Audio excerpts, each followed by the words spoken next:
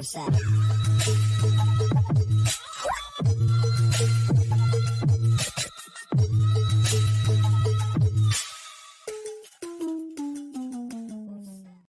Four, 100. Awesome Sauce! Hello, it's Awesome Sauce Radio. It's Wednesday night. Thank you for, welcoming into your hearts and into your homes. I'm your host, Blind Adam, and we have an amazing show for you today. Before we get started, I want to give a shout out to one of my sponsors, Big Apple Comic Con. The Big Apple Comic Con is returning to the New Yorker Hotel on December 17th, 2022. From 10 a.m. to 7 p.m. Comics, cosplay, movie stars, artists, all sorts of cool pop culture fun. December 17th at the New Yorker Hotel. Awesome Sauce Radio will be there. We'll have a booth, and we will be recording live that day. Now, let's bring in our co-host, the sexiest woman in all comic book podcasting. You know her, you love her. We got autumnsouth into his house. Hi, how's everybody doing out there? Welcome, it's Awesome Sauce Radio, and you are here with me and my fantastic friend JV. What's going on, guys? What's up, JV Wheels, aka Autumn's favorite handicap. What an honor it is to be on Awesome Sauce Radio. We in the building. Hey. Cool, it's good to have you, JD. Thank And you, now, what we're going to do is we're going to welcome a very special guest. He's a documentary filmmaker, an actor, a producer. His current film is Valerie, a documentary on one of the greatest actresses of all time, Valerie Perrin. Stacy Suber, how you doing, sir? Hey, buddy, how are you? I'm doing well. Hi. Welcome. Hey there. Hello. I want to go ahead and clear it up. It's Valerie Perrin. Perrin?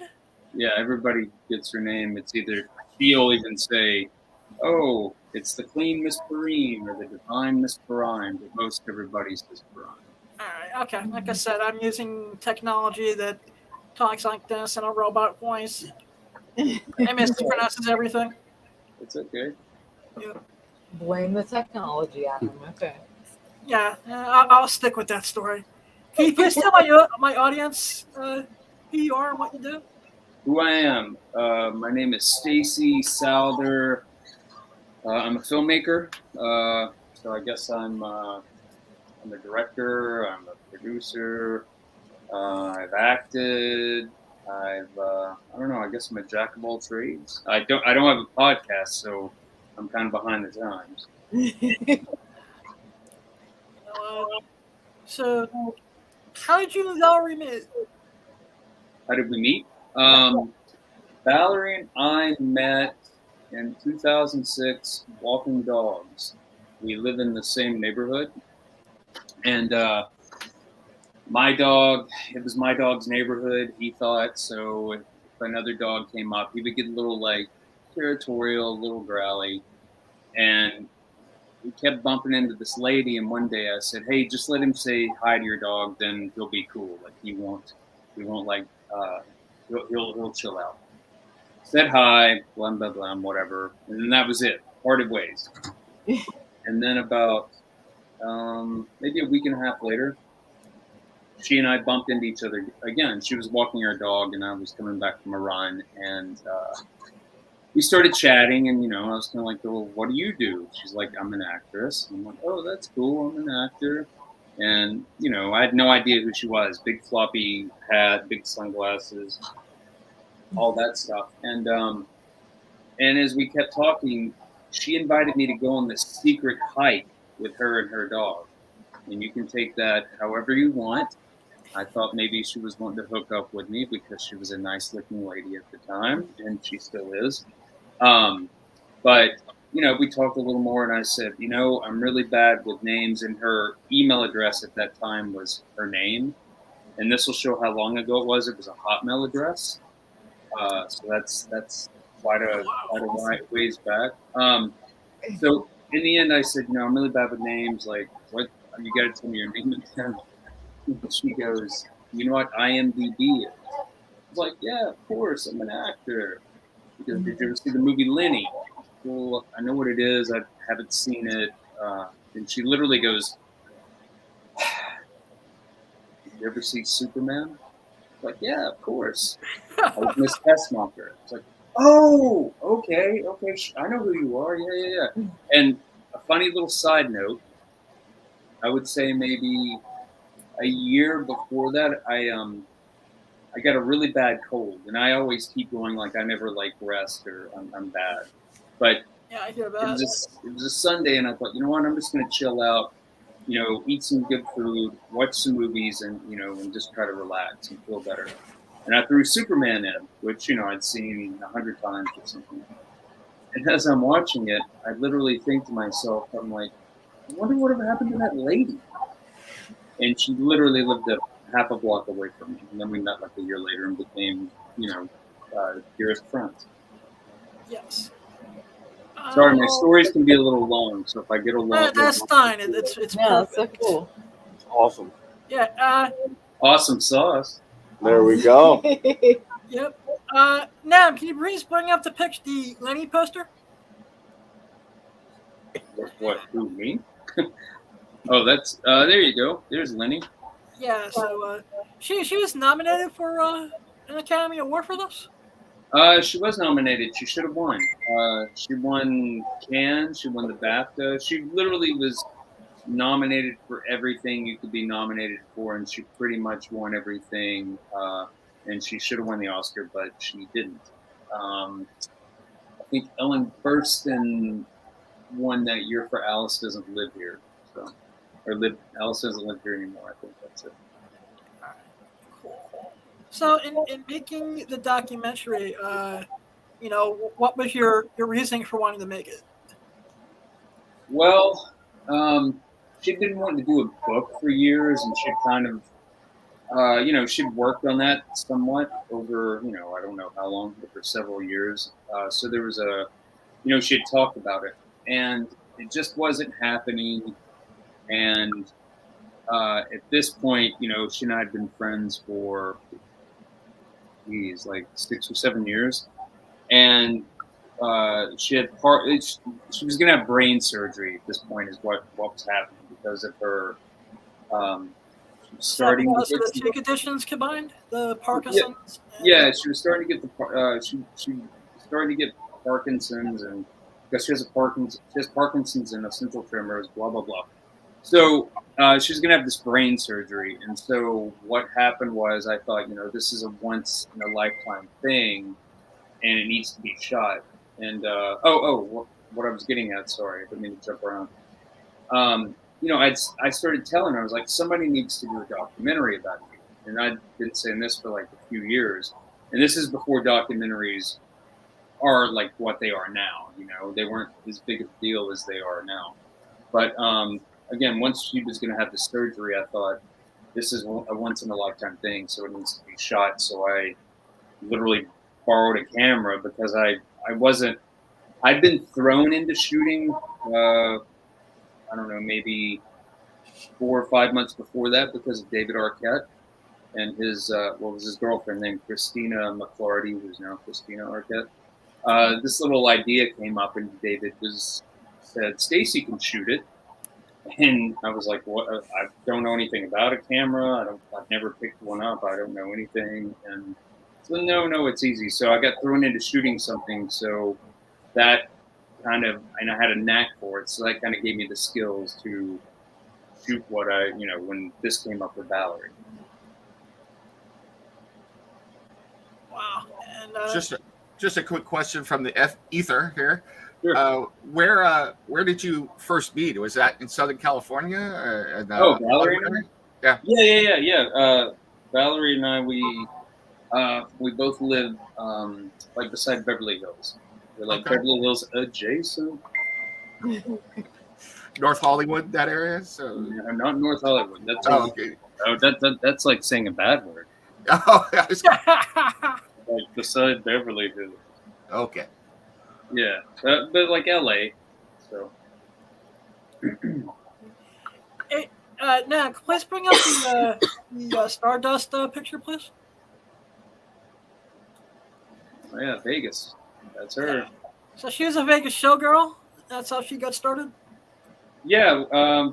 What happened was, there's some long stories, but she was raised in Japan from the age of like 3 till 7 or something like that, because her father was sent to help rebuild the Japanese economy after World War II. And I'm just throwing this little story in because it's good.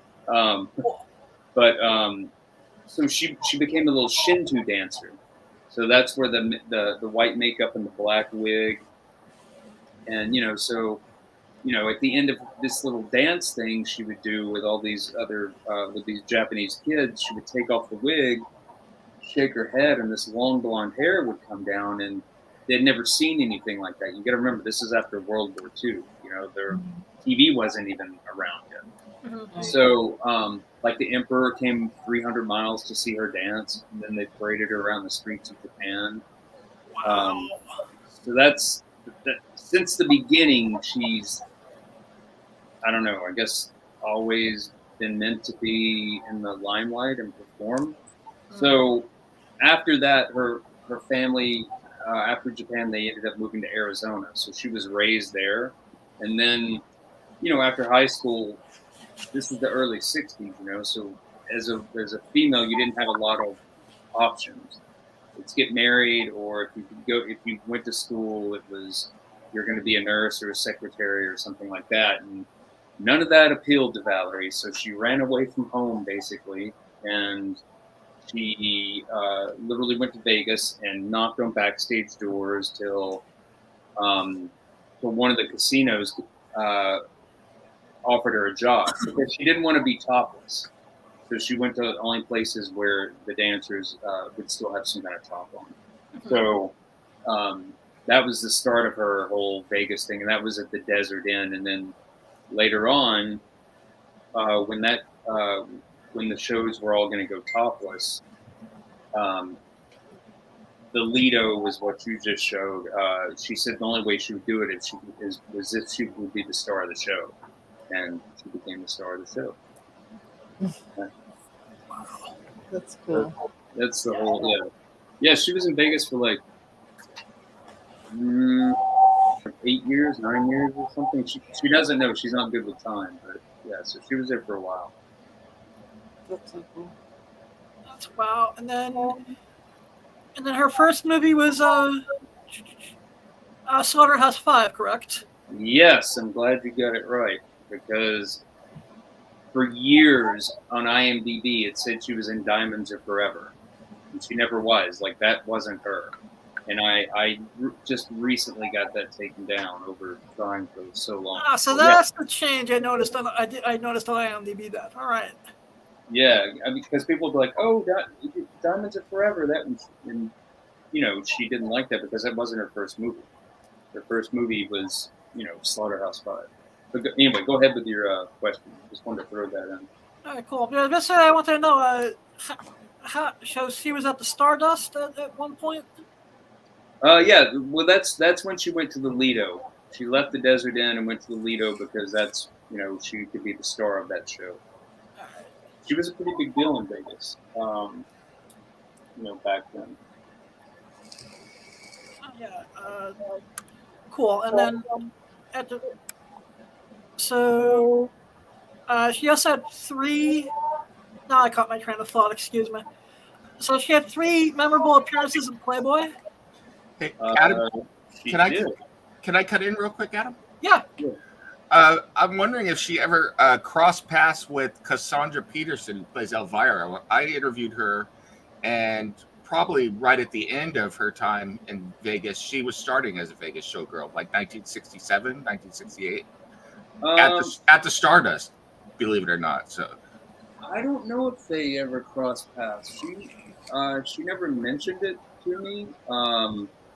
I did know that Cassandra was a showgirl. I wasn't sure on the timing though, because interesting.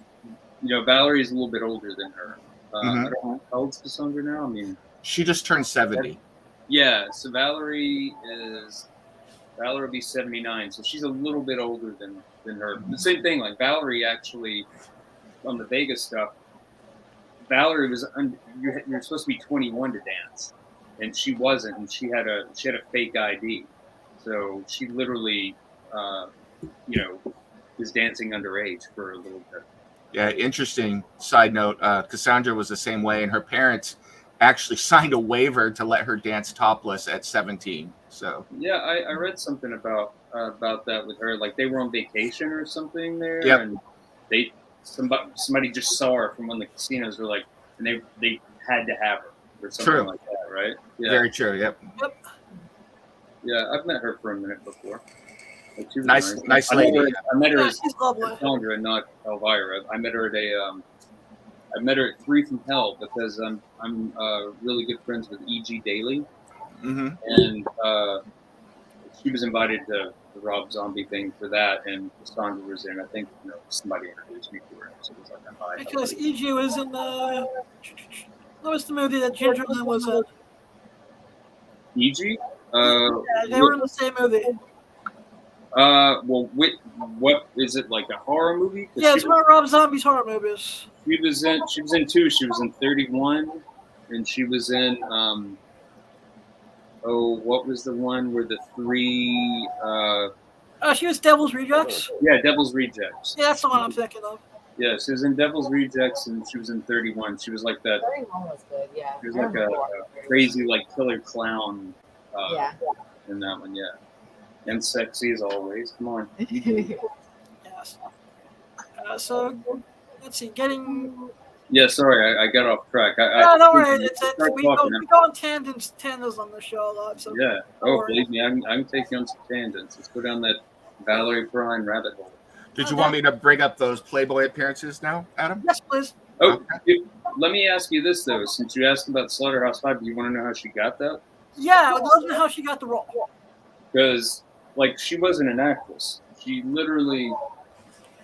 got tired of being in Vegas, and you've seen the documentary. So there's at the end of the little Vegas segment, there's some stuff happened. Let's say. I didn't want to bring that part of Yeah, her life up. So everybody needs to see the movie so they'll know what I'm talking about. Everyone should watch it because that was like, I learned something about her. That was surprise stuff. But what happened was she was tired. She was tired of being in Vegas because she'd been there, for like 8 or 9 years, and it's a hard life because literally all you're just. I think they did like 2 shows a day and then like 3 on Sundays or something. Like you literally you sleep during the day and whatever. So anyway, she was, she wanted to get away from Vegas, and somebody said, you should go to Hollywood. You're really pretty. You could probably be in commercials and make good money. She came to Hollywood, and she was at a dinner party. And when I say dinner party, it was like a super small thing. I think it was somebody's birthday. It was maybe like 6 people or something. And she was on the phone with a boyfriend, and she was like super funny, witty, sharp. And there was an agent there. And he's like, who's that girl? And they were like, that's Valerie. He gets off the phone. He goes, Montana Wildhat. And she's like, what? And he's like, are you an actress? She said, no. He said, do you want to be? And this is, this is the beginning of the 70s, and Valerie's free-spirited. She was like, sure, why not? And he's like, do you have any pictures? She said, the only pictures I have are topless from Vegas. He takes some of those. He takes them to the head of casting at Universal Studios because they were trying to find somebody for Slaughterhouse-5, and they couldn't find the right girl. They were having trouble casting that. He gives her the picture. Monique James was her name. She takes it. She had a toothache or something. She took all these pictures with her to the dentist's office so she could keep working while she was there. Comes across Valerie's picture. There's a guy sitting next to her, and he's like, who the hell is that? She said, exactly. Anyway, she gets called in, and you're supposed to wear like a 2-piece bathing suit because if you've seen Slaughterhouse-5, the character is like topless through half of it. Yeah, pretty much the entire movie. Yeah, well, the problem is Valerie didn't have a 2-piece bathing suit because she'd been in the south of France for like several months before this, and it was topless beaches. But she had a piece of Vegas gear, which she used to wear, which there was a top, but the boobs were cut out, So she went in that. So all these other girls are wearing tops, bikinis, and they're either like, shy, and they have tops, or they're trying to stick their boobs out. And she's being topless to her is like having your socks off. It doesn't matter. Yep. It's not a thing, And so the casting person was giving all the girls bad direction because I think they wanted their girlfriend to get it or their producer or somebody. And Valerie's audition was horrible. They told, way later on, they said, we burned your tape because it was terrible. But George Roy Hill saw in her something that she was comfortable, and that's how she literally got the part like a few days before the movie started shooting, and that's how she became And the rest is history, as they say. Yeah, that's how she got into the business. Like she wasn't one of these people like, oh, I'm going to go to Hollywood and try to be an actress. Like she literally fell into it, and luckily, she just had a natural talent and ability that worked. Like they literally, the studio, they signed her to a 7-year contract after a couple of days of her working. They said you can't go to an acting class. Don't do anything. Just do what you're doing and don't mess it up. Like just be who you are. Yeah. Oh wow! It's totally natural. Like that's why in these movies where she's so amazing with these amazing directors, you tell her what you want and she can give it to you, like Bob Fosse or George Roy Hill or whoever. So that's kind of how that all came together. Yeah, because my first introduction to her as an actress, of course, was Tessmacher. Oh yeah. I mean, come on. Yeah, as I think 90% of the people watching this podcast right now. Oh yeah, come on. I mean, she's a piece of history. I mean, Superman's iconic, and because of that film, I mean, that character was created for that movie. So she, just the whole thing, like people, she saved Superman. She's like the first person to kiss Superman. Like she did all this stuff, and she did it without having superpowers. She did it with her humanity. Oh yeah, and I always find it funny that the second missile was going towards Hackensack, New Jersey, because I grew up 10 minutes away from Hackensack. Oh, interesting. Yeah. And I was like, really, Lex? And of all the places in New Jersey, that's where you're going to get rid of first? Yeah, what a weird place to pick, right? But Lex, my mother lives in Hackensack. Yep. That whole thing. So I've been dying to mention my favorite Valerie memory, which is the August 1981 Playboy. I'm sure you have there it is. I knew it was coming.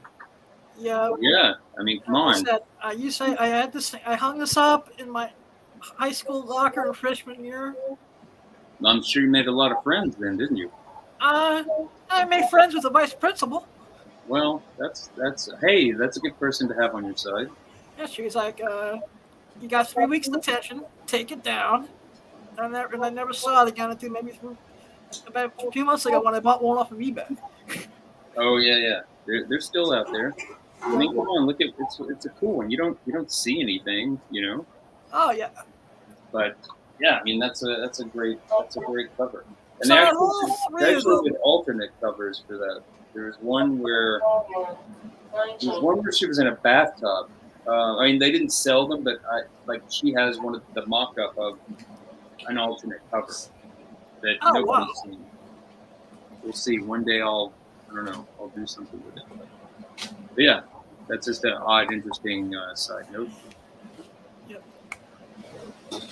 Cool. So out of all 3 of her Playboy shoots, does she have a favorite?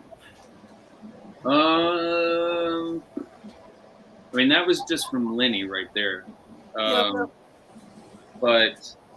I don't know. I mean, the first one, I mean, in my mind, yeah, that one. Oh, that one's. Which one? The one from 72? Yeah, that one, I think. That one's got the one where she's holding the kitten and everything, I think, in it. That one's a pretty cool one, because that was her very first one, I think. Yeah. think it's that one. And then there's another one where Barbie Benton's on the cover. Yeah, that's the one where the middle one where we got the pictorial from. Yeah. So I don't know. She didn't ever say what was her favorite of those. I mean, I think the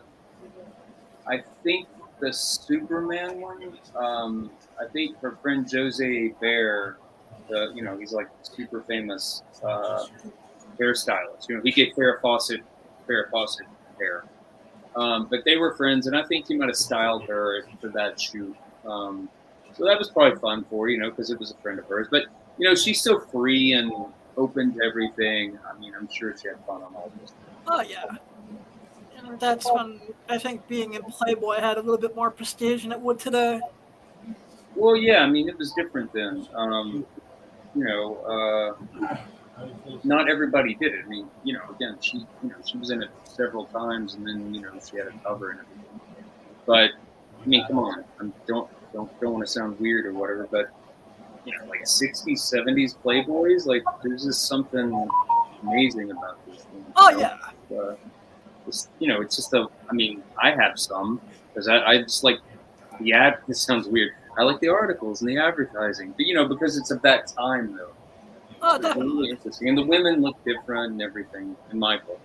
And I know it's a joke, but there were back in those back issues. There are some really good articles and interviews in there too.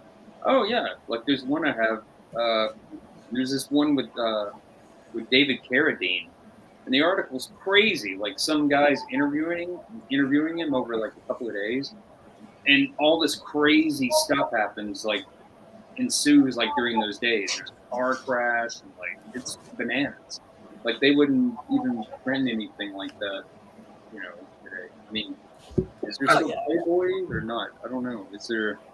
As a comic person, I always loved the little comic, the one shot panels and stuff that they would put in there too. So. Oh yeah. Those things are pretty cool. They have that, and especially in those old ones, there was a little section where they'd have, almost like how the newspaper would have a funny like a comic section. Yep. They would have some of their own panels. They had like I don't know, like Fanny somebody. They had like their own Fanny. little. Yeah. And then, but yeah, I also like like you're saying, those little one panels that would pop up, and those are always kind of, I don't know, always like those. Again, it's all these different artists, and it just captures a different time. Talking about tangents for a second, we interviewed someone a while ago where in Japanese Playboy, Marvel actually published Spider-Man and stuff in Playboy in Japan. So. Oh, interesting. That's cool.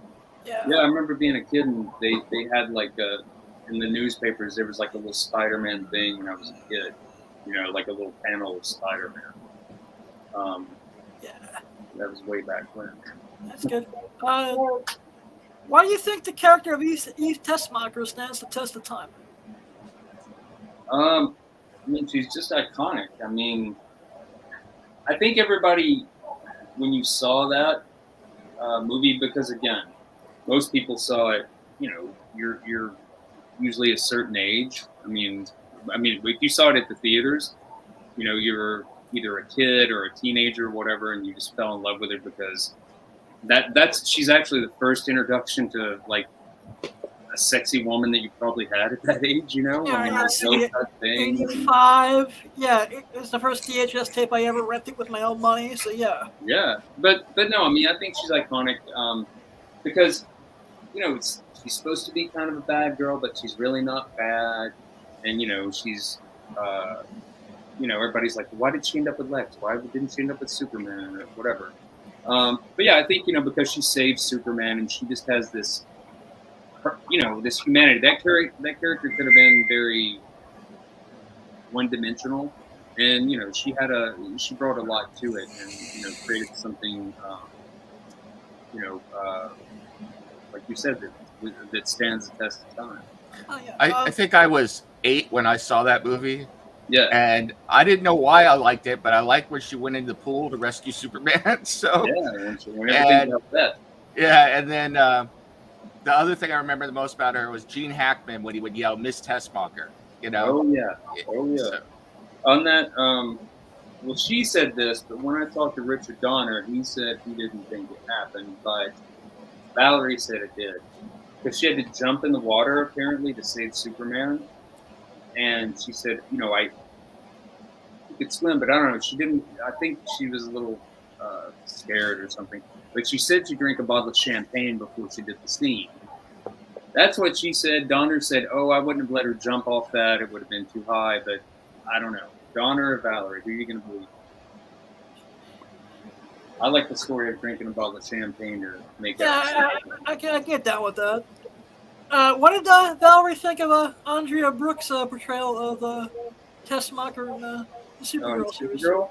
Well, that's crazy because I did a crowdfunding thing, this is years ago at this point, for the documentary, and when it ended, I don't know, let's say a week later or something, all of a sudden I got some messages on different, different social media things from Andrea Brooks. And I didn't know who she was. And she literally said something like, hey, I know this sounds weird. I'm the new Miss Tessmacher. Well, we explained the whole thing and, told me who she was and all that. And she's like, I just discovered Valerie and what you're doing. If there's any way I can help, let me know. And I was like, wow, this is cool. So, she's like amazing. I think she did a good job with, because she's the only other person that's done that character, and she made it her own. But because of her finding that crowdfunding, she's been a huge supporter of the film, and she's done some interviews, her own interviews, and there's one called "To Tell It to Tessmachers." And yeah, I've actually seen it a couple times. Yeah, like she totally does this amazing shout out to Valerie, and she was in town for something, because when we originally talked, I was like, well, maybe I could come to Canada and I could shoot you maybe on set, like you let me interview you for my documentary on the set, but Warner Brothers or the CW, whoever it was, are like, there's no shooting on our sets. So, but she came to LA and I shot her, and then I took her to meet Valerie, like they met in person. Oh, wow. And so it was kind of like a nice passing of the torch. And Valerie gave her, it had nothing to do with Superman, but she gave her a bracelet, and Andrea actually, she not snuck it, but she wore it when she shot, one of the episodes. So it was like her little homage to Valerie. Like she had this one thing that was like a personal thing between them. Oh, wow, that's awesome. So that was because I was always hoping that maybe they would have Valerie do a cameo as Tessmacher's mom in the series. Yeah, no, they should have. I mean, I think at that point, like it probably would have been too hard for her, but I always think of like those shows like Smallville and all that. Yeah, they could have put a picture of Valerie somewhere on the wall. Yeah, they could have done a whole thing like her talking to her mother, and you see a picture of Valerie, and that's supposed to be her mother.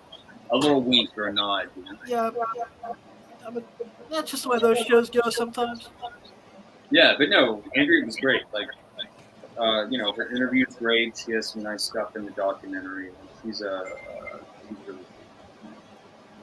That's cool. So where can the documentary be found online? The documentary can be found. The easiest way to find it is if you go to valeriemovie.com. And that'll have where it's streaming and where you can buy DVDs and whatnot, but I will tell you all those places. Let's see. You can rent it on iTunes, Apple TV, YouTube, and Google Play. You can buy the physical DVD, which, if you're a cinephile, come on. You gotta have the hard copy. I'm gonna have to do that. Let's see. It's on Amazon to buy. Nice. I think it's on Walmart online. I think it's there, and which is weird, and Barnes and Noble. I think it's online there as well. All right, sweet. Adam, we also have the trailer queued up if you want to. Yeah, throw that up. Nice. We're gonna play the trailer. I'm proud of that trailer. That's a good trailer. Yes. You want me to bring it up? Yes, please. Yes, man. Yeah. Go for it. Let's do it.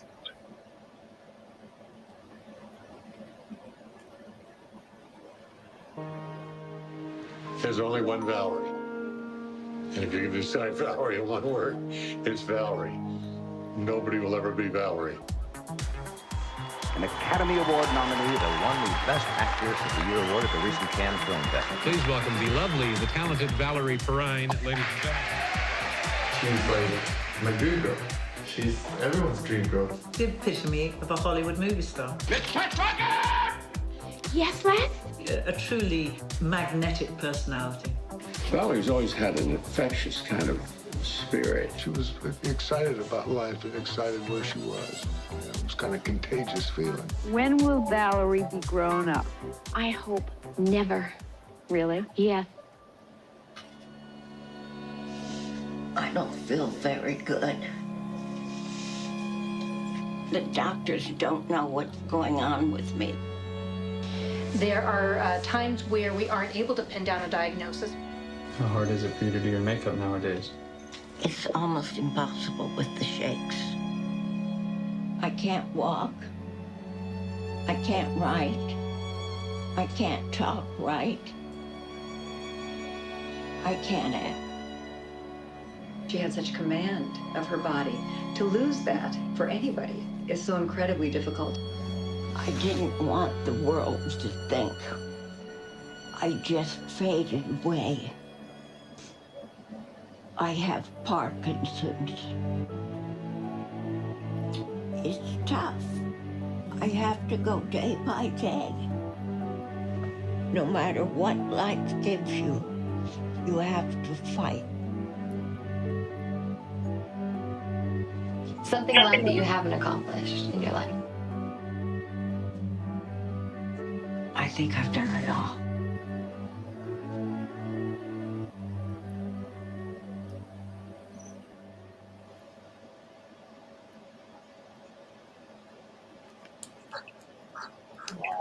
Good. I love that.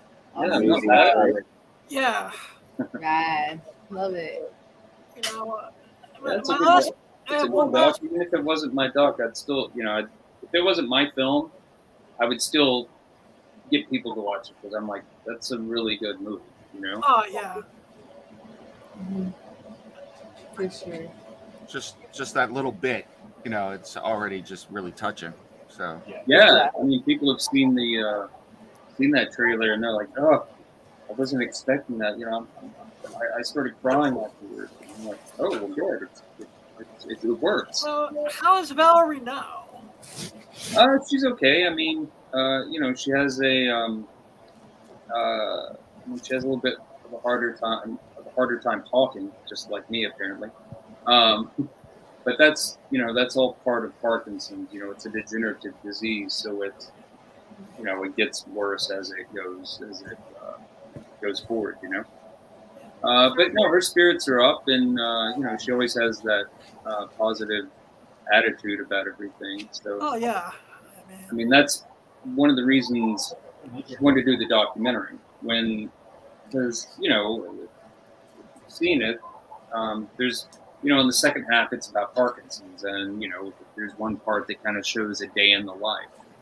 And it's very raw and revealing. And a lot of, most people that are celebrities or whatnot, they wouldn't show that kind of thing. But one of the reasons that she decided to do it was she thought if other people could see what she's going through and the way she's facing it and handling it without, being positive or whatever, having a good outlook, maybe very that can inspiring. help. It can be inspiring, and it can help other people that are going through. It doesn't have to be Parkinson's or cancer. It could be, a mental illness thing, or you just. Actually, I was going to bring it closer to home, actually, because I watched a documentary when I was having a horrible blindness day. Yeah.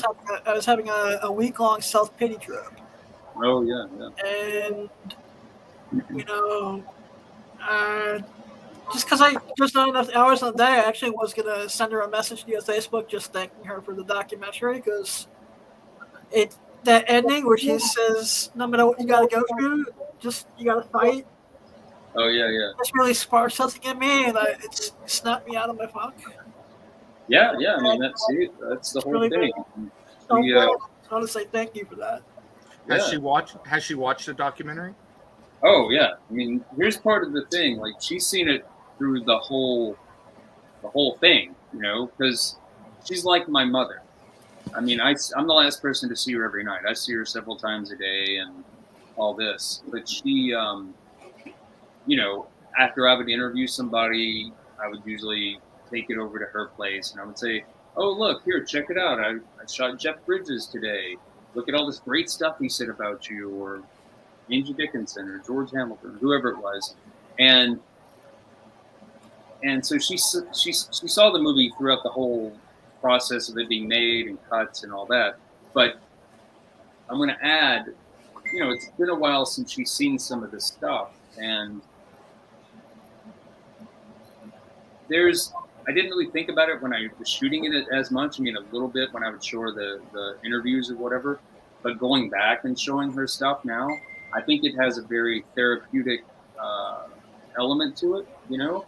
Because, again, like, you can be down or whatever, and seeing who doesn't want to hear, like, people saying all kinds of great things about you, like people that are friends or, you know, people you've worked with or whatever.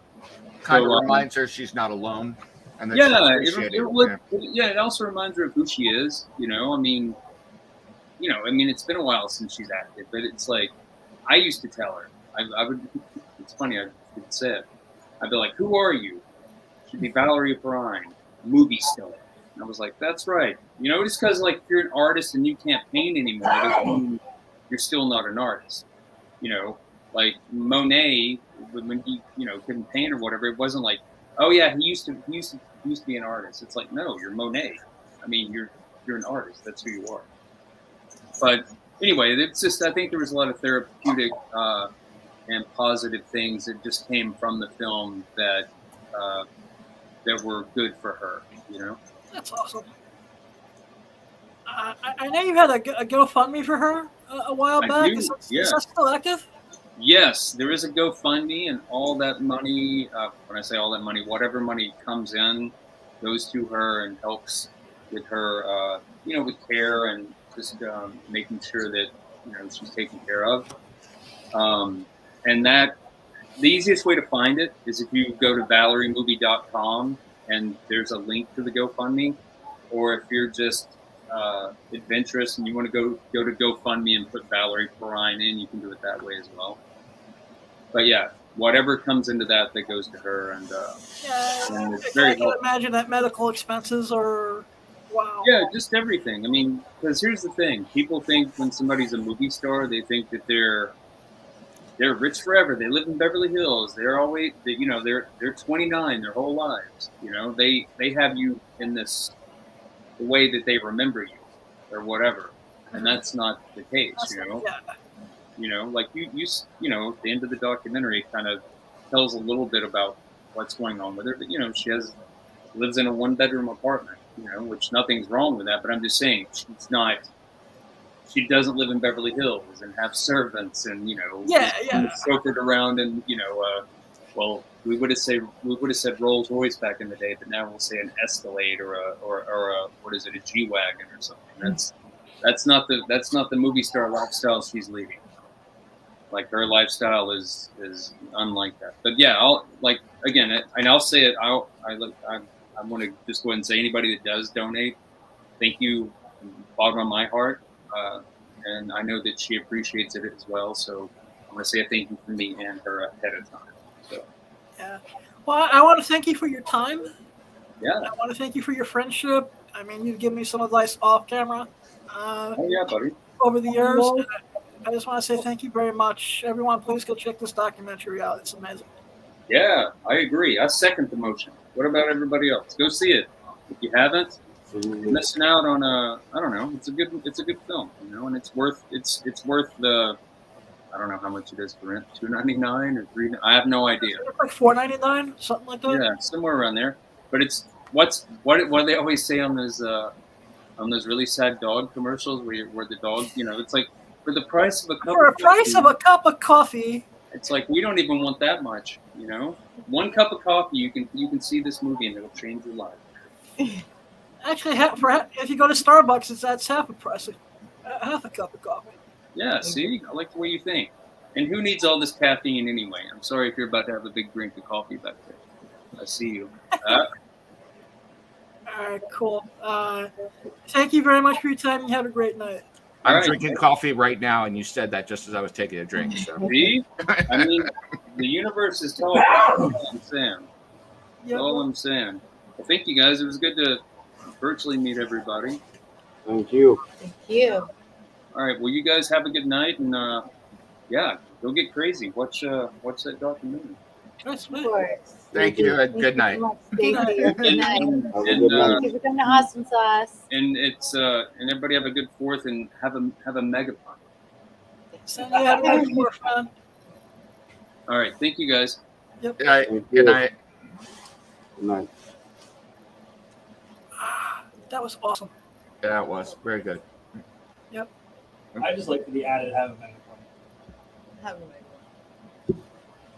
They hear us. Hey, JR, how'd the abduction, the tornado meeting go? You didn't go. I didn't go to the meeting. Can you hear us? Can you hear me? Yep. Okay. Can you guys hear Can me? you hear him? Yeah. I hear you. I hear. He said he didn't go to the meeting. Yep. Just a quick note to Stacy who's backstage. If you just log off or close your browser, it should get you out of the StreamYard. So. Can you pass me one of those mics and then you could just use just a single one? Yeah. Yeah. So JD, how are the South Street? Oh man, it's awesome. I know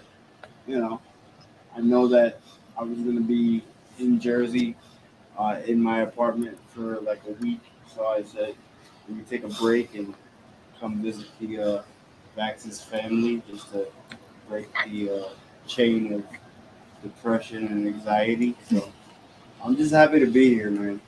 That's cool. You have a podcast of your own, correct, man? Yeah, I do. My podcast, as of right now, it's called Transformability Podcast.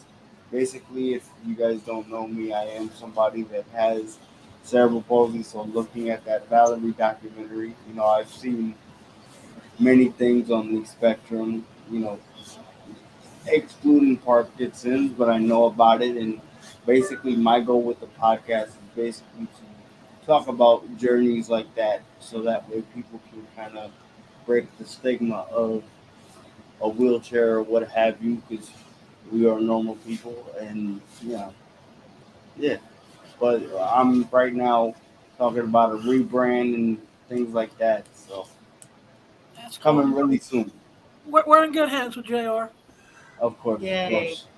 Hey, Thank Yeah, you, Jason. we're working on something with him where we're going to try to do a bit of a rebrand and try to get him into a different space where he can develop what he wants to do and make it something bigger than what it is now. Yeah. I'm going to step away for just 1 second, but I do want to say that, Adam, that Jason says he's super excited for Exotica, New Jersey. Can't wait. And he loves watching Awesome Sauce Radio. So Yes. Thank you, Jason. I will be Say hi to me and not Autumn all the time. I'll be there as well. I will be right back. All right, cool. Jason, you Thanks, can come say hi to me whenever you want, Jason. Yeah, to everyone Don't else worry in the about chat, him. thank you. Could not do this without you guys. Yes. So, JD, what do you think is the biggest stigma that needs to be eliminated in the world of in our world? I think the biggest stigma, like for me, is like a lot of people don't really take the time to get to know me or like understand what I could do at the end of the day. Like just me being here was a way for me to go, okay, let me test travel. Let me test how, me and JR can put our heads together and figure things out. So, for me, I think it's just people not taking the time to get to know me and assuming that I Just can't because do you're a in the lot of center, the they stuff think you're that I helpless right can do, away. yes, Kinda. because of the disability and whatnot. So, Yeah, like some people aren't even going to take the time to get to know you just for the simple fact that you're even in a wheelchair. Yeah. Like Yeah. that just is how it's going to be. They're going to be like, oh, I can't. Right. Yeah, a lot of don't people teach him are. anything. We're not going to, A lot of people are horrible when it comes to that. Like when when I like just assuming that you're like completely Yeah, or fucking he's, like, handicapped helpless to or the point of like, whatever. no, I'm not a vegetable in a fucking wheelchair. Yeah. You know what the fuck I mean? like even like helping him like get into the car and stuff. Like I don't do 90% of it. Like I let him do his thing, and then he's like, "Hey, man, okay, now you can help me." And I'm like, "All right." Like, people need to understand that people with disabilities are still people. They can do their own thing. They find ways to get around the issues that they have with their bodies, and they thrive in their own way. Just because we don't understand it doesn't mean that we need to look down upon them or take pity on them or try to give them some special like whatever. They just want to be treated like people. I treat everyone like I would anyone else, and I don't think that at least in my experience, I don't think that anybody with a disability wants to be treated any differently than anybody else. Yeah, I mean, Adam, you know how it is. I think. Oh yeah. You meet people and they automatically go to like the worst side of it, where it's like actually start from the beginning and then figure it out. Yeah. To me, I feel people fall into two categories.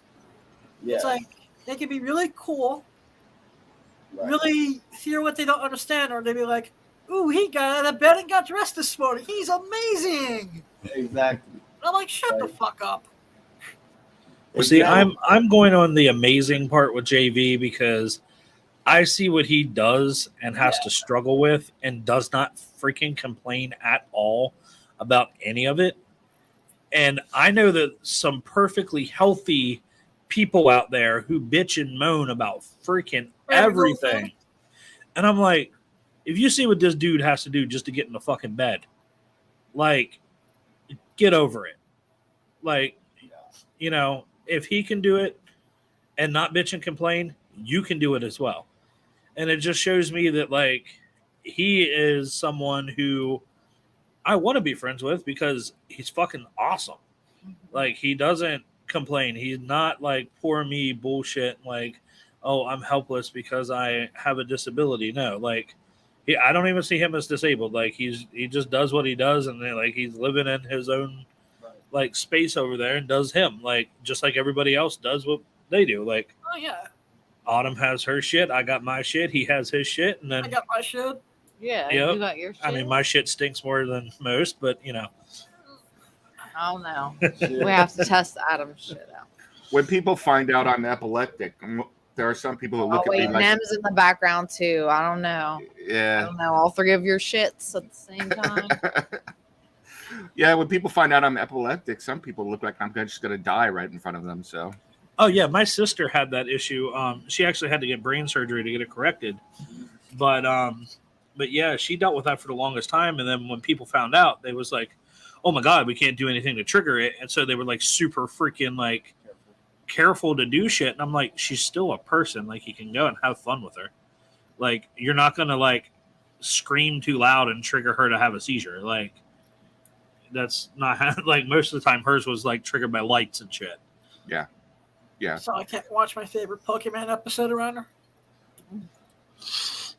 But yeah, it's just crazy, like, looking at how other people perceive disabilities, and they always, for me, it seems like they have like this hero complex thing where they're like, oh, I gotta do something to help this person. And I'm like, well, they don't even fucking want your help. Like, did they ask for it? Like, I always tell people, and I don't know if JD will grant us, I said, unless you see me being in bodily danger, You know, like, don't grab me right away. Like, ask first. Yeah. I get this thing because of the blindness thing. People just grab me by the arm. Can I help you? Yeah, and just like you guys, when it comes to the shit and like these conventions that we go to, it's like people are shook. It's like, no, handicapped people aren't allowed to be like they're not allowed to like tits and ass. What are you talking about? Like they can't. They're disabled as It's fuck. like, They're no, not gonna, Adam's blind. He can't possibly enjoy a woman's body. can't Oh yeah, possibly. I know. Not at all. I can't wait. I want to.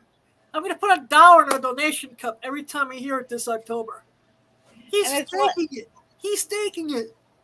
Yeah, and I'm just sitting there going like, okay, so these regular ass men aren't allowed to be like here. Like, I mean, it's not like they're not allowed, but still, it's like people are shook that you're there. Like, they're so confused. Like, why? It's like, what, a dude in a wheelchair can't get a boner, or what? Like a blind guy can't get a hard on for a woman? Yeah, Like, exactly. Come on now. Excuse me, JD. Has anyone ever asked you, "Are you faking it?"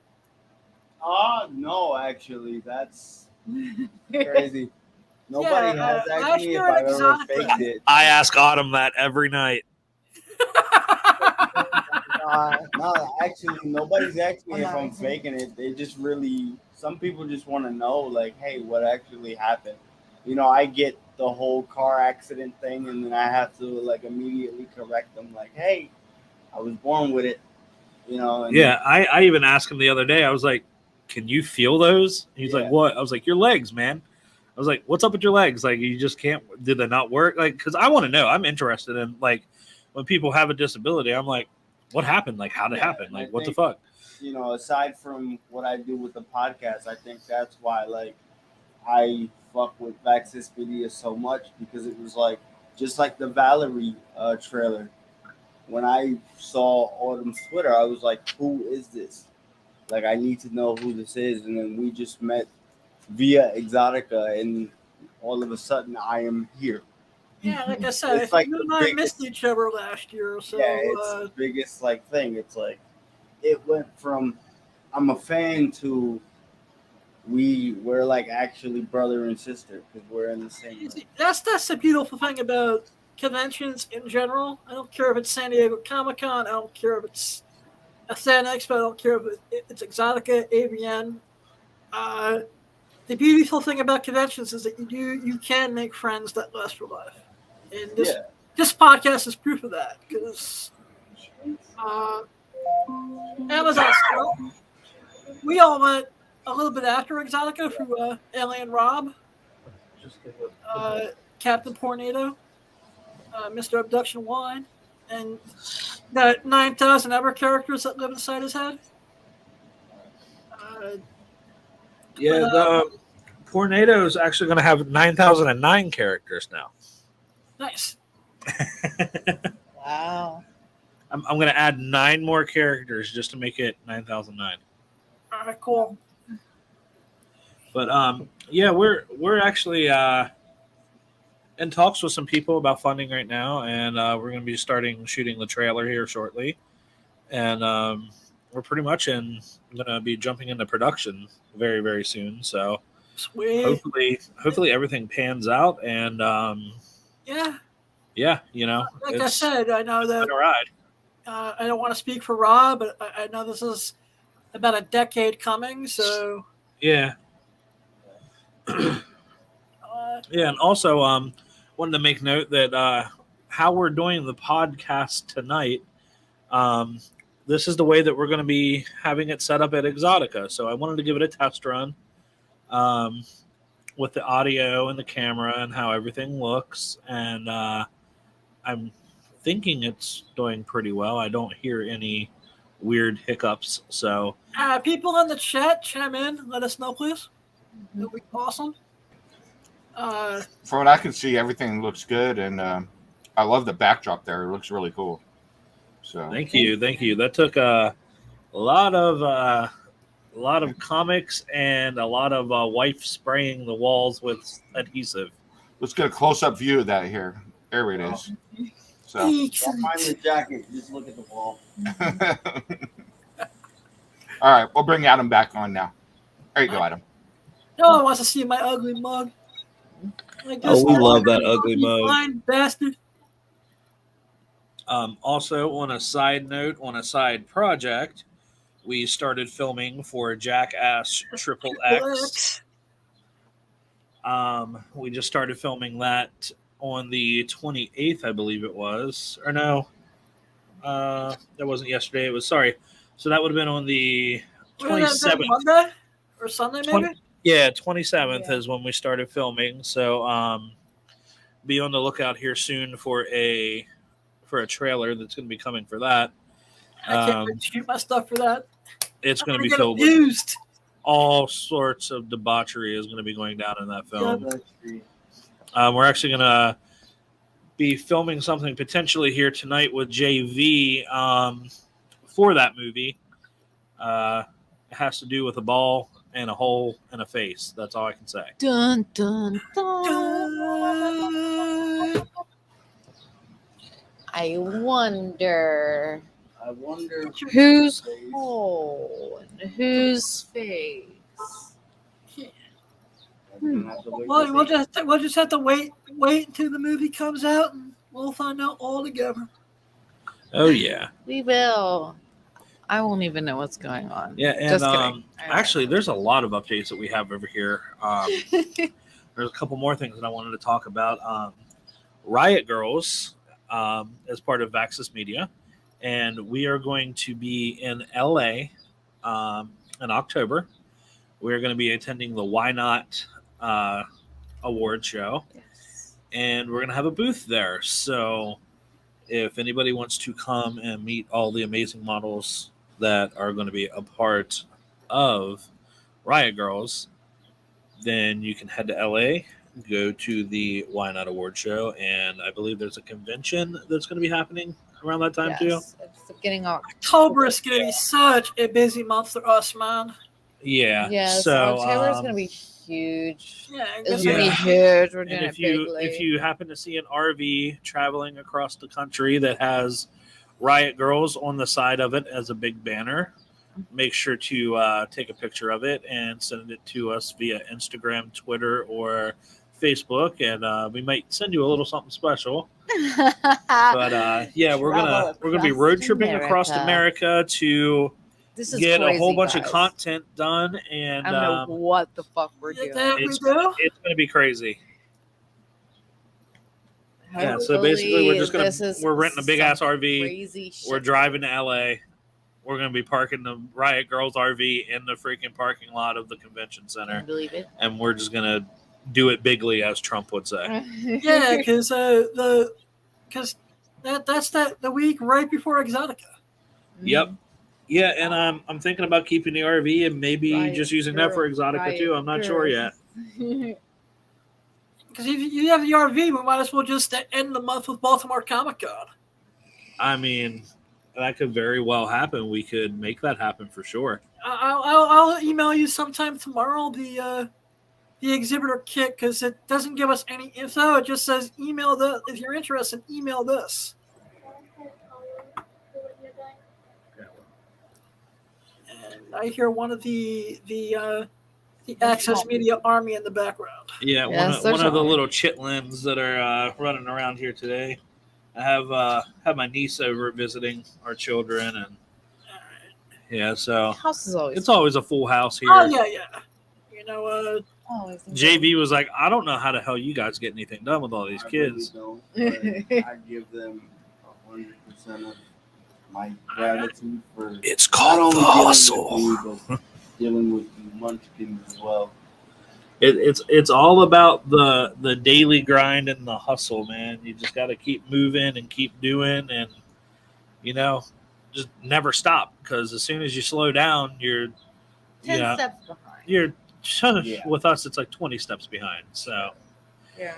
but yeah, It is what it is. It's like yeah, stay-at-home mom plus stay-at-home mom plus porn star star. plus multimedia management company plus everything else in the world. Right. You know, Bring it on, YOLO. we're planning Fucking YOLO. we're planning. What else do you have to say besides you only live once? Like, you can't do this again. Well, what else do I have to say other than you only live once? Riot Girls is also going to be having a burlesque show in Cumberland, Maryland. That date is to be determined. I'm getting a hold of a theater that's here in town. It's a vintage theater called the Embassy, and they do some amazing things there. They used to have punk rock shows there all the time when I was younger. I kind of really fell in love with that place. I shot a music video there before. The people that own it are real freaking cool. So we're going to try to work out a deal with them and have the girls from Riot Girls do a burlesque show there. So yeah, hopefully we can make that happen within the next month or two. Yeah, definitely actually, not in October though, because we have so much going on in October. Yeah. As like I said, anything else to play in October? Because burlesque show is a 2023 project. No, I'm talking booking the location. Okay, that's fine, but Yeah, 2023 not actually having the show. 2023. Yeah, I think one of these days we off Riot camera we like just sit down and plan out 2023, so we have a roadmap. I mean, honestly, plan a what whole would be amazing is if we could have a New Year's celebration, like Riot Girls burlesque show downtown when the ball drops, That'd with be all awesome. the thousands of people that come downtown. I don't know if it's thousands, maybe now because there's no more COVID. Yeah, But I know when COVID happened, like last year, there wasn't last time near as many, but I know. was there, I got engaged. I remember the time that I was there, it filled Baltimore Street, and that's a pretty large fucking road. Yeah. So It is, there of was course, definitely thousands there. I just want to give two or three It's updates usually- myself. Okay. Cold. Let's see. I got the script for Project Pegasus finished. Shamo. So, Project Pegasus is back on. I just don't have a filming schedule or cast it yet or any of the really, really good stuff, but the script is now finished. Well, Vaxis Media does have a few models that would be interested in taking over that space if you are interested. Oh, yeah. Well, we'll definitely we'll talk. Definitely have one more dream casting that we will reach out to before we go to the Access Media family. Sounds good. Sounds Someone good. who I've been wanting to work, who I've dreamt of working with since 2012. I'm like salty that I'm not on the dream list. No, you're on the dream list. I just. He can't see that. I know he can't see it. That's why I'm like, you can't see me when I'm flicking you off right now.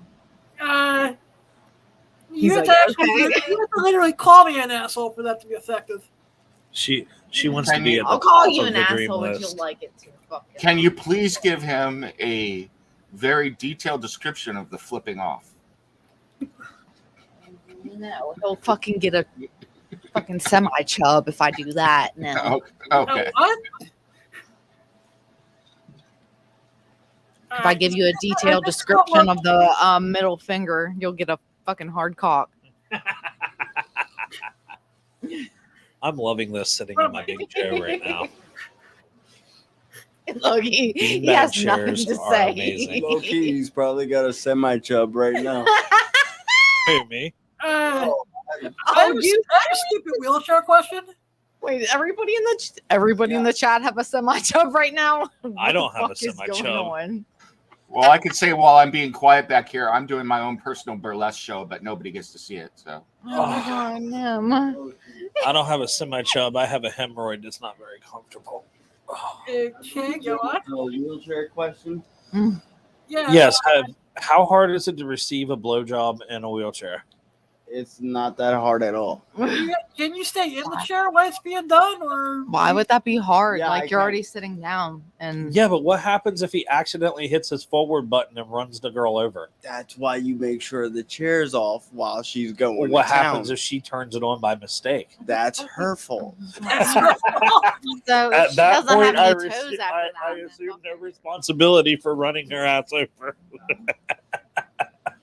I love it. oh, you make her like sign a waiver first? Just Nah, she doesn't have to sign a waiver. If she runs her own foot over, she runs her own foot over. okay. I mean, I've seen that thing in action. It's like an all-terrain vehicle. Like It if really is. Yeah.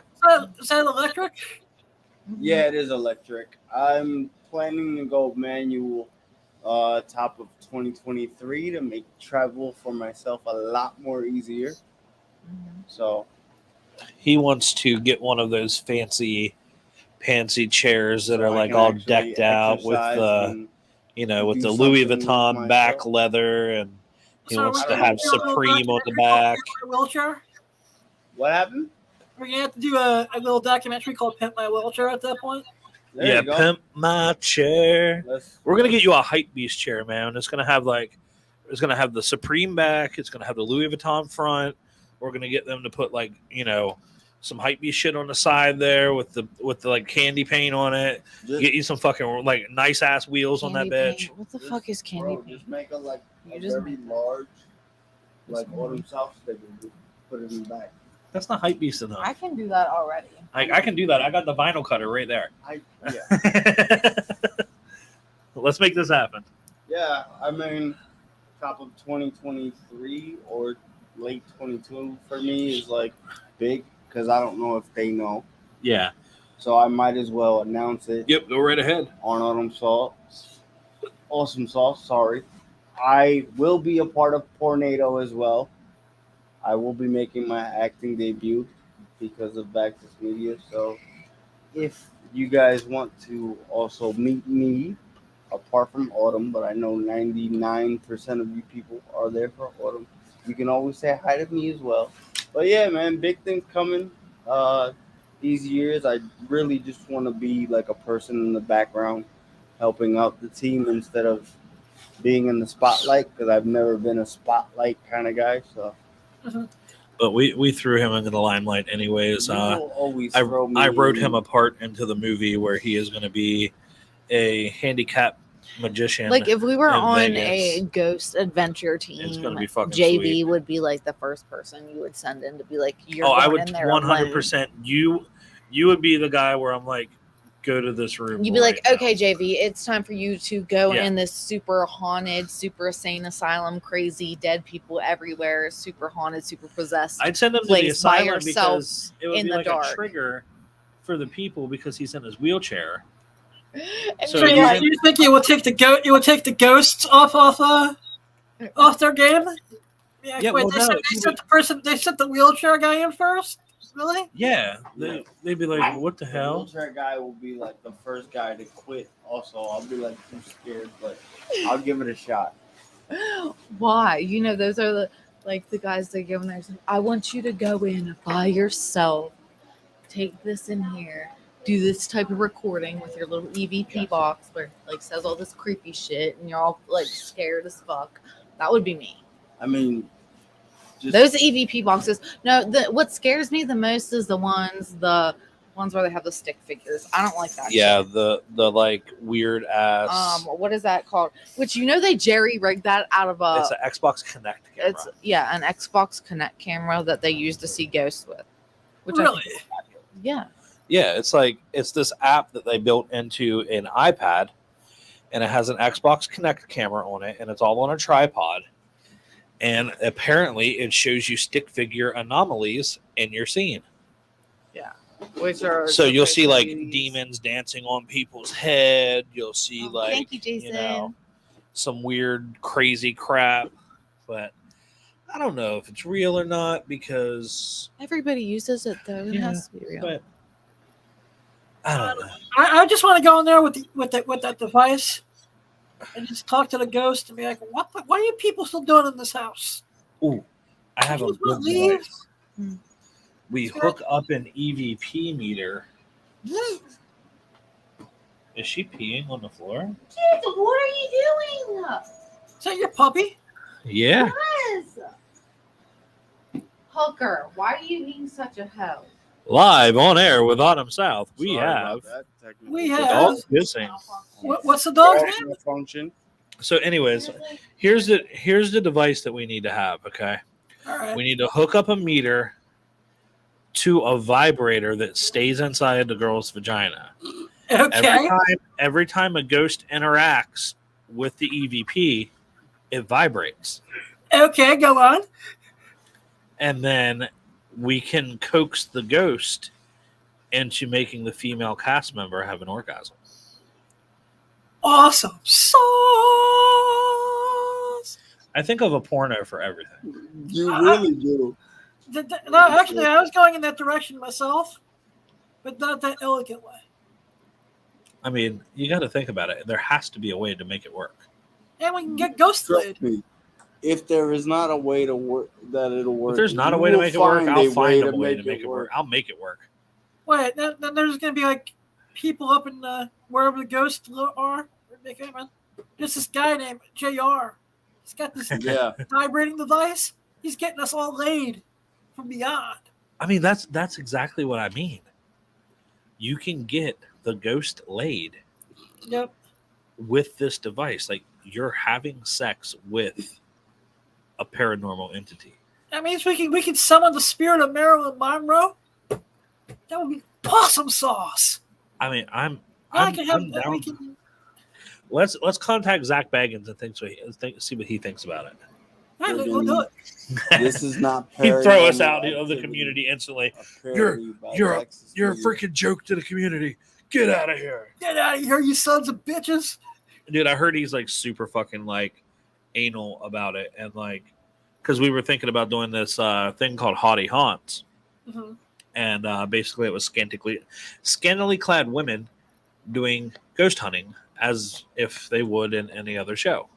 Well, come to find out that I get like all of this stuff from like local people who do the ghost hunting, and they said that there's someone who actually tried to attempt to do that before, got it on network, but then the other people who were on network shows bashed it so hard that they canceled it.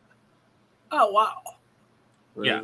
So I don't know if today that would go over the same, because honestly, I'm into the whole like let women do whatever the fuck they want, and if they want to do it with their freaking titties popping out, like let them do it. Who gives a shit?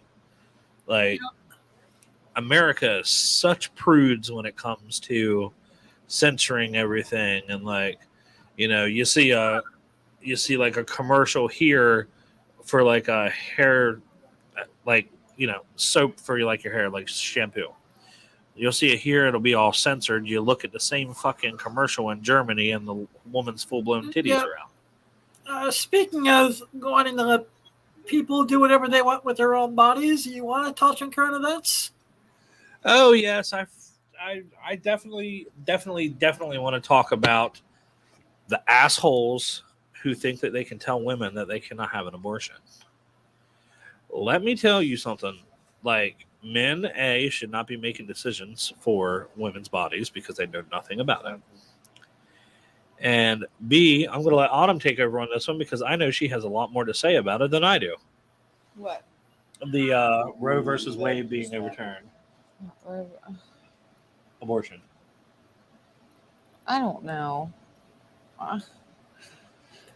I think that it doesn't fucking matter what women want to do with their bodies regardless. Like, but why? Is it because you think that politicians are just going to say fuck you and not make you able to do that? Or are you if the rules are the rules, like what am I supposed to do? If the laws are the laws, like I can only do so much. Stand up and be like, this is fucking stupid. But there has to be enough in the masses to fucking make a change. I can't do it by myself.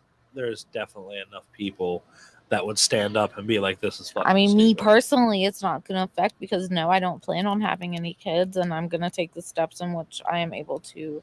But what about your daughters? Like, what if they end up getting pregnant and don't want to keep the child, and they can't? As of right now, we live in a place where they still can. Yeah, in our state, that's one good point. But if it ends up changing and I have to take them somewhere that is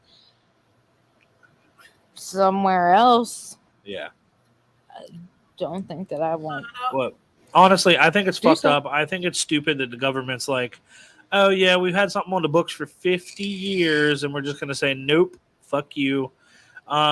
Honestly, I would also like to say that I just found out this the other day from a friend, and also I researched it myself, and it ends up to be true.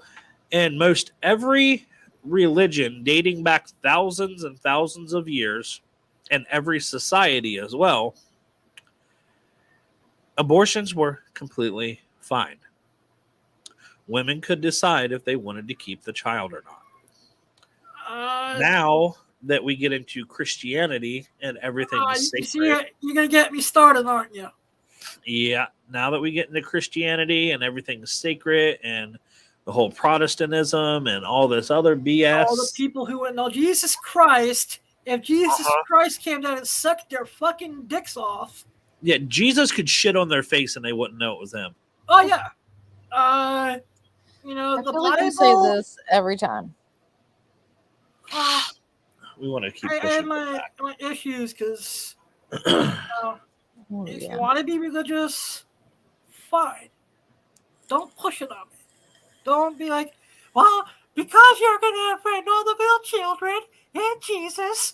Well, at least don't make it the reason why I can't decide whether or not I want to have an abortion. Exactly. Like, make it something Babe, else. They Give it a want to different arrest you for having anal sex. No, they're a rapist gets less years in jail than somebody that aborts a child as of right now. A rapist gets less years in jail for somebody than like anything. Like you can go and like. So I know I'm saying I take can a pill abort a or have baby. too many ounces of pot and you'll get more time than a rapist. No, what I'm saying is that you can abort a baby. So basically, murder. Yeah. And you get 20 plus years, and then a rapist is going to get less than 20 years, up to 20 years. Yeah, but it should be the other way around. Like, if you rape somebody, you should go to fucking prison for your life.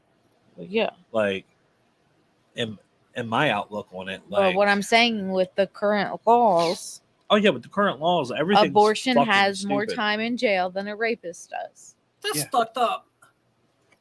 So, well, with the current laws in some states, still, if you have a certain amount of marijuana, you can go to prison for life for trafficking.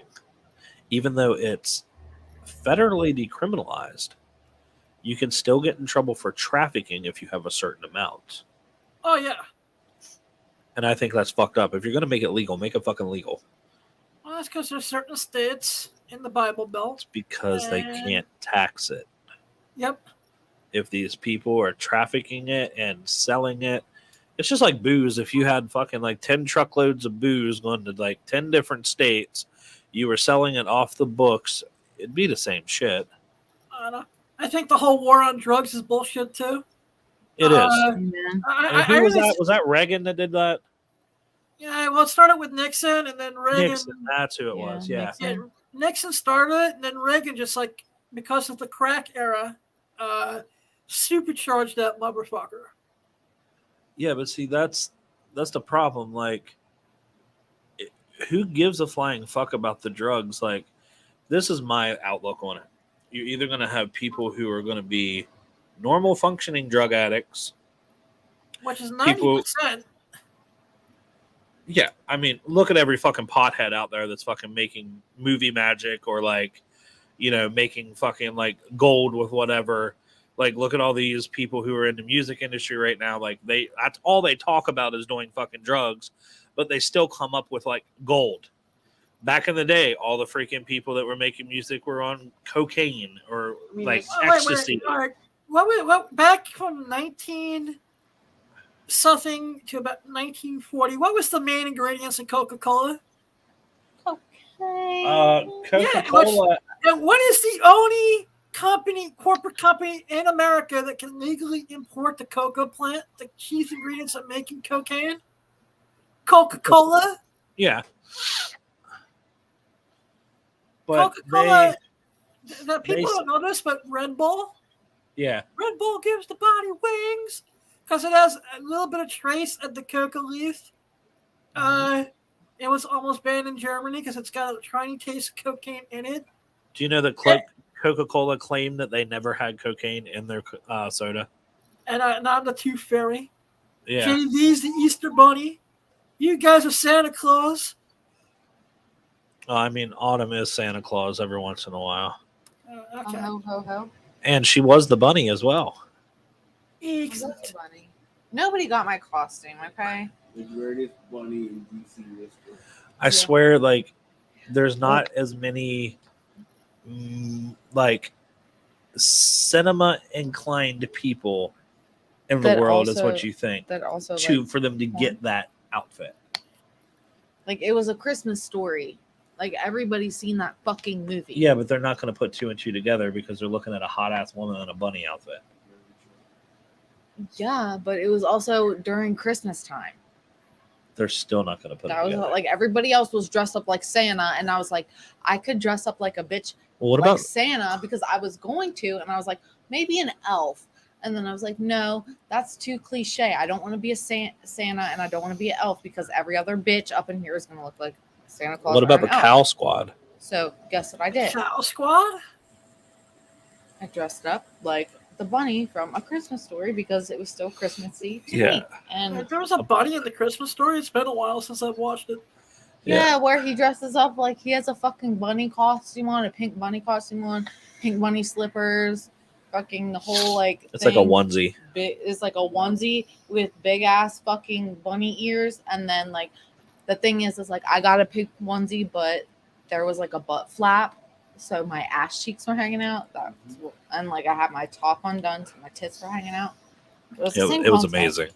But anyways, I was blessed because I was behind that bunny the whole weekend. So there was my wheelchairism came into play. there was a You got to roll behind the bunny butt. Yeah, it was easy. there was a whole squad of My Free Cams girls just recently at the previous Chicago Exotica that they were doing the cow squad thing. They were all dressed up as cows. And apparently Love the that. BBW community got really, really mad at them. All right, on a scale of 1 to 10, how pissed did the BBW community get? From what I hear, it was like almost a 10. Really? Yeah, like I heard there was some like arguments about these girls being dressed as cows from the BBW community. Because apparently, I would if want you're to a BBW sex worker, You can also be you like that's their thing. Like, Oh, I didn't know that. That was yeah. like their sex thing. yeah, Oh, okay. I I have a understand. lot of friends in the BBW community, so that's why I was just like, yeah. you know, I heard there was some. Rocket. Yeah, Amazon stuff. I heard there was some controversy there in Chicago with the whole cow costume thing, and the BBW community did not like it. So, One of these years, I want to go to Exotica Chicago. yeah. But the funny thing is, like, the girls that I saw in the cow costume weren't necessarily like extremely slender. No, there was girls of all shapes and sizes. Yeah, Like everybody. Like yeah. It was just like a whole thing. It sounds like fucking, they were like- trying to make fun of the mid. That sounds more like a Midwestern thing that they were trying to pull off. No. It was straight cow.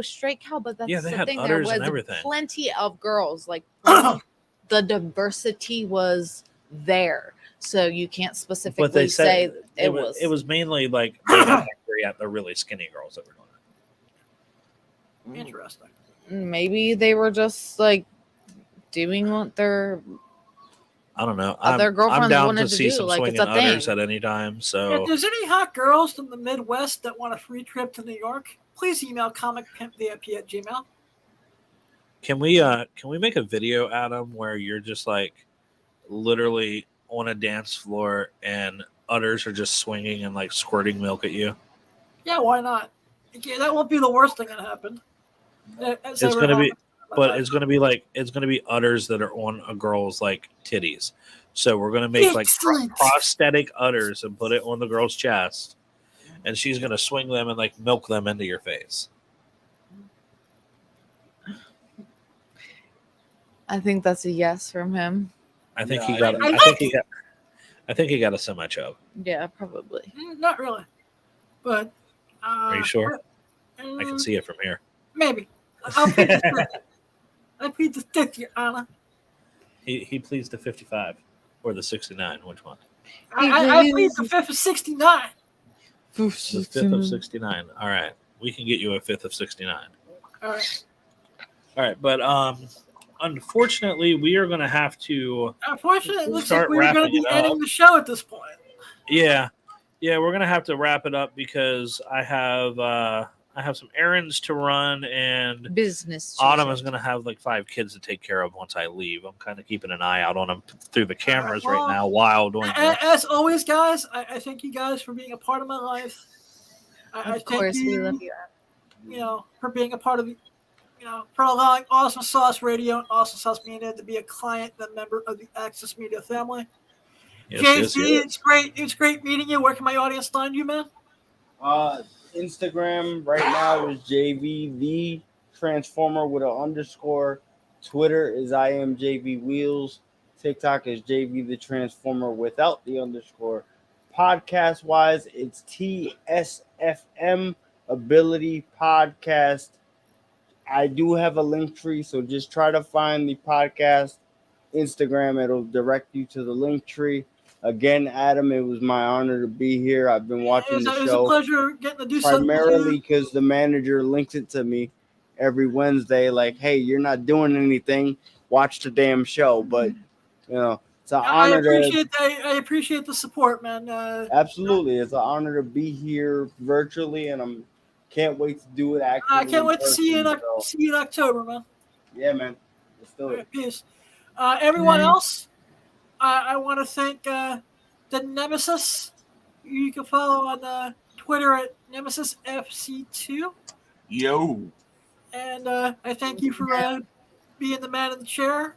Thank you, man. Check him out every Tuesday night on Slappy Crusaders, every Friday night in Cinema Crusaders, and maybe they'll do a movie that I actually want to join in on one of these days. Check out everything on the Comic Crusaders Network, www.comiccrusaders.com. Catch the replay at 7 p.m. Eastern, 4 Pacific on Demon Seed Radio. And I want to thank my sponsor for this episode, the Big Apple Comic Con. Big Apple Comic Con will be returning to the New Yorker Hotel in New York City, December 17th, from 10 a.m. to 7 p.m. Awesome Sauce Radio will be there. May have Calamity Collectibles with me. And also check me out on Whatnot. My first Whatnot show will be next Thursday, July. Thank you, Jason. Sometime in July. July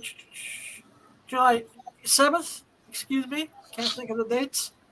But Comic Pimp VIP on Whatnot. Remember, we don't set to have a vision. It's not what happens to, it's what you do about it. Keep one foot in the gutter, one fist in the goal. I love you all. Blessings, abundance. I love you guys. Blood Adam out.